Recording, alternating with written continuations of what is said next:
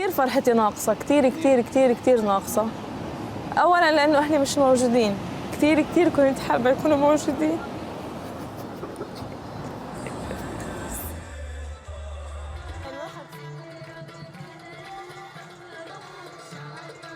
شعور لا يوصف، طاير من الفرح انه رغم كل اللي صار احنا بدنا نبدا حياه جديده الحمد لله وبدنا نفرح، وان شاء الله تكون هذه نهايه الحرب ان شاء الله.